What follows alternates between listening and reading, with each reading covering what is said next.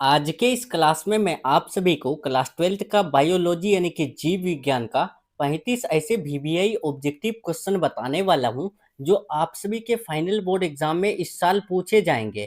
Dear students, अगर आप सभी क्लास 12th का फाइनल बोर्ड एग्जाम इस साल देने वाले हैं और आप अभी तक बिल्कुल भी तैयारी नहीं किए हैं और 400 प्लस लाना चाहते हैं, तो आज के क्लास का ये बायो का जो है ना 35 वीवीआई ऑब्जेक्टिव क्वेश्चन को हर हाल में याद कर लीजिएगा। ये 35 वीवीआई ऑब्जेक्टिव क्वेश्चन जो बताने वाला हूँ, ये क्वेश्चन जो है ना आप सभी का फुल एनसीईआरटी पैटर्न पर आधारित क्वेश्चन बताने वाला हूँ और साथ ही साथ आपके फाइनल बोर्ड एग्जाम में पूछा गया क्वेश्चन भी बताने वाला हूँ। ठीक है, तो आप सभी ध्यान से देखिएगा डियर स्टूडेंट्स, और कोई भी क्वेश्चन में डाउट रहे तो आप सभी जो है ना कमेंट बॉक्स में पूछने की कोशिश जरूर कीजिएगा। ठीक है, और हर एक क्वेश्चन का आंसर आप सभी जो है ना कमेंट बॉक्स में देते चलिएगा। ठीक है, ऐसा लगना चाहिए आप सभी कोई टेस्ट दे रहे हो। ठीक है, चलिए तो डियर स्टूडेंट, समय बिल्कुल भी वेस्ट नहीं करेंगे। आप लोग चैनल से नए जुड़ रहे हैं तो चैनल को सब्सक्राइब करके बेल आइकन प्रेस कर लेंगे। वीडियो पसंद आए लाइक करके अपने दोस्तों में शेयर कर देंगे। ठीक है, और एक एक क्वेश्चन का आंसर कमेंट बॉक्स में आना चाहिए। ठीक है, जो भी स्टूडेंट देख रहे हो ना,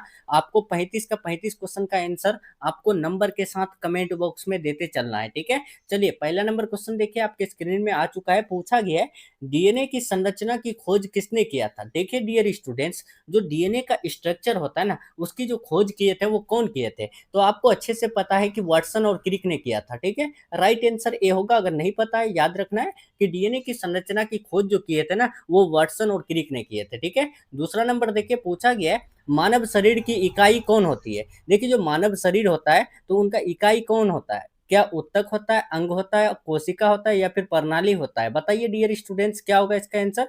बहुत अच्छा, तो याद रखना है। अगर याद नहीं है तो मानव शरीर की जो इकाई होती है वो कोशिका होती है। ठीक है, दो का सी बिल्कुल राइट हो जाएगा। चलिए तीसरा नंबर क्वेश्चन की तरफ बढ़ते हैं। पूछा गया है, आनुवांशिकता का जनक किसे कहा जाता है। देखिए जो आनुवांशिकता है, इसका जनक जो कहे जाते हैं वो किसे, तो याद रखिएगा मेंडल साहब को कहे जाते हैं। ठीक है, तीन का राइट आंसर बी बिल्कुल राइट हो जाएगा।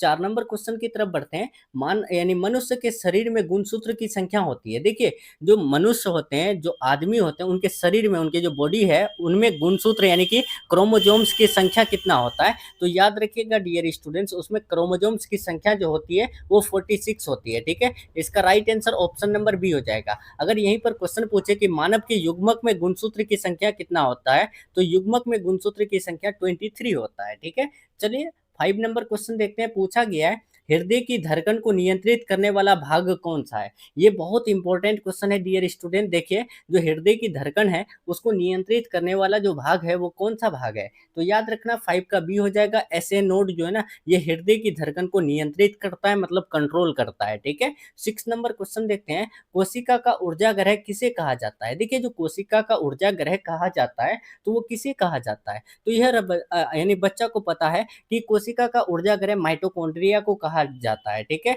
नेक्स्ट बढ़ते हैं। पूछा गया 7 नंबर, हीमोग्लोबिन किससे जुड़कर ऑक्सीजन को शरीर में लेके जाता है। आपको पता है हीमोग्लोबिन का कार्य क्या है, कि शरीर के सभी अंगों में ऑक्सीजन का पहुंचाना। ठीक है, तो यहाँ पर हीमोग्लोबिन जो है किससे जुड़ करके क्या करता है, ऑक्सीजन यानी कि शरीर में ले जाता है। तो याद रखिएगा 7 का राइट आंसर सी हो जाएगा।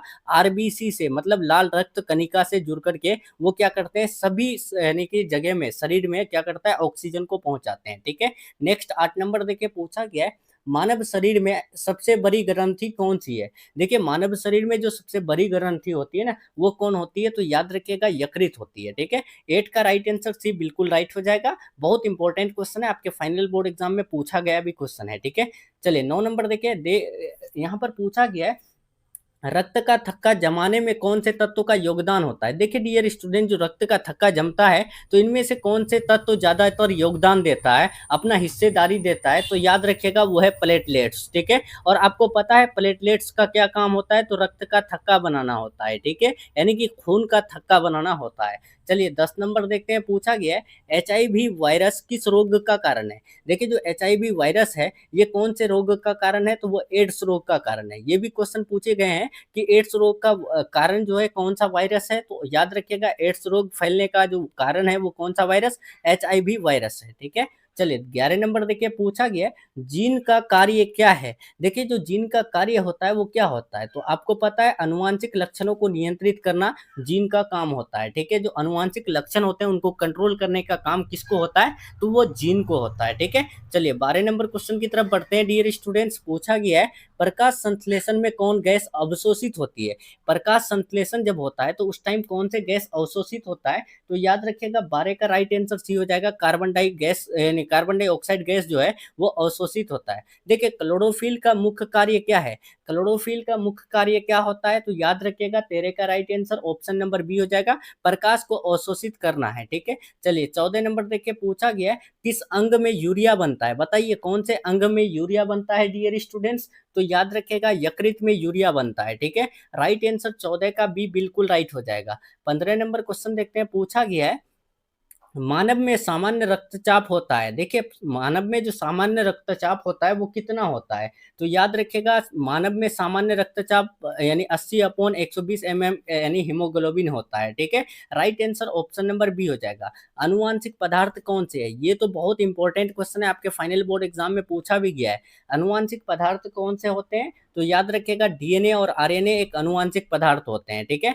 चलिए 17 देखिए लाल रक्त कणिका का जीवन काल होता है। देखिए जो आरबीसी होता है, आरबीसी कितने दिन तक जीवित रहते हैं? तो याद रखिएगा 17 का राइट आंसर बी हो जाएगा, 120 दिन तक जीवित रहते हैं, ठीक है? चलिए 18 नंबर देखिए पूछा गया है पौधों में जल का परिवहन किस ऊतक द्वारा होता है? देखिए पौधों में जल का परिवहन जो होता है वो कौन से ऊतक द्वारा? तो याद रखिएगा जाइलम के द्वारा होता है, ठीक है? 18 का बी बिल्कुल राइट हो जाएगा। चलिए 19 नंबर क्वेश्चन देखिए डियर स्टूडेंट्स। पूछा गया है माइटोसिस एक प्रकार की क्या है? तो याद रखिएगा माइटोसिस एक प्रकार की कोशिका विभाजन है, ठीक है? 19 का बी बिल्कुल राइट हो जाएगा। चलिए 20 नंबर क्वेश्चन की तरफ बढ़ते हैं। पूछा गया है वनस्पति जनन किसे कहते हैं? देखिए वनस्पति जनन जो कहते हैं वो किसे कहते हैं? तो याद रखिएगा वनस्पति अंगों से जनन वनस्पति जनन कहलाता है। देखिए इनमें ऐसा क्वेश्चन होगा जो बहुत सारा क्वेश्चन आप सभी नहीं देखे होंगे और बहुत सारा क्वेश्चन आप सभी जो है ना पहले भी पढ़ चुके होंगे। तो आपको ध्यान रखना है, ये 35 क्वेश्चन याद रखिए, बहुत इंपॉर्टेंट है, आपके फाइनल बोर्ड एग्जाम में इस बार आने वाला है। देखिए जीनोम का अर्थ क्या होता है? देखिए डियर स्टूडेंट्स यहाँ पर बताना है जो जीनोम है इनका क्या अर्थ होता है, आपको बताना है फटाफट से इसका अर्थ। तो याद रखिएगा 21 का ऑप्शन नंबर सी हो जाएगा, संपूर्ण आनुवांशिक सामग्री होता है। नेक्स्ट 22 नंबर मधुमेह रोग किस हार्मोन की कमी से होता है? देखिए जो मधुमेह रोग होता है ना ये कौन से हार्मोन की कमी के से? तो याद रखिएगा इंसुलिन हार्मोन की कमी से होता है, ठीक है? 23 देखिए थैली में बीज वाले पौधे कहलाते हैं। देखिए थैली में बीज वाले पौधे जो कहलाते हैं ना वो एंजियोस्पर्म कहलाते हैं। अगर क्वेश्चन पूछे एंजियोस्पर्म क्या होता है तो थैली में बीज वाले पौधे ही एंजियोस्पर्म होते हैं, ठीक है? चलिए 24 नंबर देखिए पूछा गया है लीवर किस प्रकार की ग्रंथि है? लीवर जो है किस प्रकार की ग्रंथि है डियर स्टूडेंट्स? तो याद रखिएगा बाह्य स्रावी ग्रंथि है, ठीक है?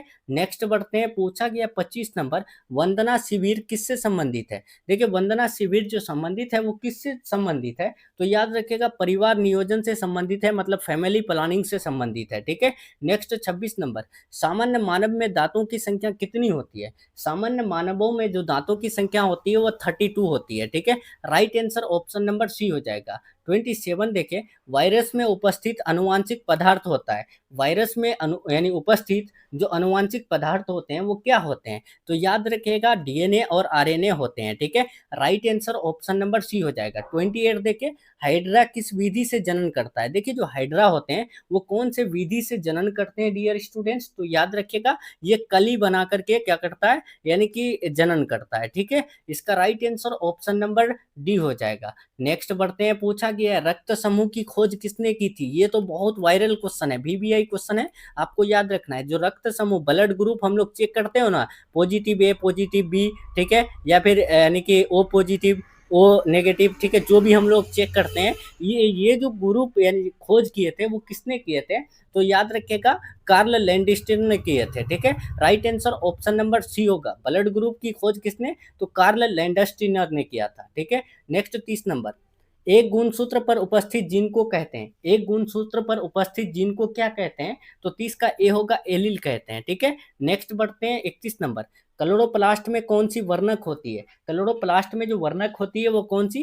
तो क्लोरोप्लास्ट में क्लोरोफिल मौजूद होते हैं, ठीक है? चलिए 32 देखें पाचन क्रिया की शुरुआत कहाँ से होती है? पाचन क्रिया की जो शुरुआत होती है वो कहाँ से होती है डियर स्टूडेंट्स? तो याद रखिएगा मुंह से होती है, ठीक है। राइट आंसर सी हो जाएगा। चलिए 33 देखिए, श्वसन क्रिया में ऑक्सीजन किससे मिलती है? श्वसन क्रिया में जो ऑक्सीजन मिलती है ना वो किससे, तो याद रखना वातावरण से मिलती है, ठीक है। 33 का सी बिल्कुल राइट हो जाएगा। 34 नंबर क्वेश्चन देखिए, पूछा गया है पाचन एंजाइम किस में होती है? पाचन एंजाइम जो होती है वो किस में, तो अग्न्याशय में जो है ना पाचन एंजाइम पाए जाते हैं। नेक्स्ट 35 नंबर यानी कि आज का लास्ट क्वेश्चन देखते हैं। पूछा गया है क्लोरोफ्लोरोकार्बन गैस से कौन सी परत यानी क्षतिग्रस्त होती है? देखिए क्लोरोफ्लोरोकार्बन गैस से कौन सी परत क्षतिग्रस्त होती है, तो याद रखिएगा ओजोन गैस, ठीक है। राइट आंसर यहाँ पर ऑप्शन नंबर ए हो जाएगा, ठीक है डियर स्टूडेंट्स, याद रखिएगा। चलिए यहाँ पर हम लोग का 35 वीवीआई ऑब्जेक्टिव क्वेश्चन कंप्लीट हो रहा है, ठीक है। अगर इसका पीडीएफ आप लोग चाहते हैं तो टेलीग्राम चैनल ज्वाइन कर लीजिए, आंसर की के साथ आपको टेलीग्राम पे मिल जाएगा, ठीक है। मिलते हैं डियर स्टूडेंट्स हम लोग नेक्स्ट वीडियो में नेक्स्ट टॉपिक के साथ। तब तक के लिए आप अपना ख्याल रखिए, अपना स्टडी जारी रखिए, ठीक है। और जो भी स्टूडेंट अगर नए जुड़ रहे हैं तो आप लोग क्या कीजिए, चैनल को सब्सक्राइब करके बेल आइकन प्रेस कर लीजिए। वीडियो पसंद आए तो लाइक करके अपने दोस्तों में शेयर कर दीजिएगा, ठीक है। और डियर स्टूडेंट्स, ठीक है, 35 में आप लोग कितना सीखिए ये बात आप लोग जो है ना कमेंट में बताइएगा, ठीक है। देखते हैं कौन कौन स्टूडेंट 35 में 35 सही किए, ठीक है। चलिए take care, thanks for watching.